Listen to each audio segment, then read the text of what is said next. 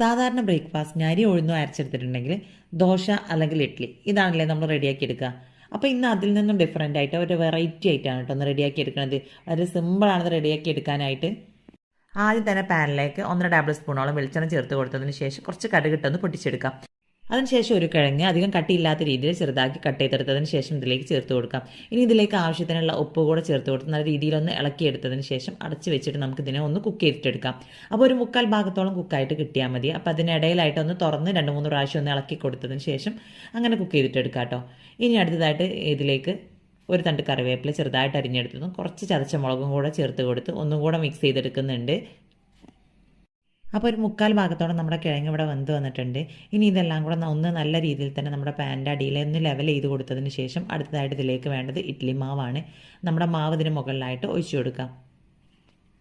ഒരു 2 കപ്പ് മാവാണ് കേട്ടോ ഞാനിപ്പോൾ ഇതിലേക്ക് ഒഴിച്ചു കൊടുത്തിട്ടുള്ളത്. ഇനി ഇതിൻ്റെ മുകൾ ഭാഗം നല്ല രീതിയിൽ തന്നെ ഒന്ന് ലെവലാക്കി കൊടുത്തതിന് ശേഷം നമുക്കിതിനെ അടച്ച് വെച്ചിട്ട് വേവിച്ചിട്ടെടുക്കാം. അപ്പോൾ ഒരു 15 മിനിറ്റോളം ലോ ഫ്ലെയിമിലിട്ട് കുക്ക് ചെയ്തെടുക്കുമ്പോഴേക്കും ഇത് നല്ല രീതിയിൽ തന്നെ കുക്കായിട്ട് കിട്ടിയിട്ടുണ്ട് കേട്ടോ. അപ്പോൾ അതിൻ്റെ മുകൾ ഭാഗമൊക്കെ നല്ല രീതിയിൽ തന്നെ വെന്ത് വന്നിട്ടുണ്ട്. ഇനി ഇതിനെ നല്ല രീതിയിൽ തന്നെ ഒന്ന് ഇളക്കിയെടുത്തതിന് ശേഷം ഓയിൽ സ്പ്രെഡാക്കി കൊടുത്തിട്ടുള്ള വേറൊരു പാനിലേക്ക് തിരിച്ചിട്ട് കൊടുത്ത് ഒരു 5 മിനിറ്റും കൂടെ വെച്ച് കഴിഞ്ഞതിന് ശേഷം നമുക്ക് വേറൊരു പാത്രത്തിലേക്ക് മാറ്റി കൊടുക്കാം. അപ്പോൾ ഇനി ഇഷ്ടമുള്ള രീതിയിൽ ഇതിനെ കട്ട് ചെയ്തിട്ടെടുക്കാം. അപ്പോൾ ഇത് ചൂടോട് കൂടെ തന്നെ കഴിക്കുകയാണെന്നുണ്ടെങ്കിൽ നമുക്കിതിലേക്ക് സെപ്പറേറ്റ് കറിയുടെ ഒന്നും ആവശ്യമില്ല.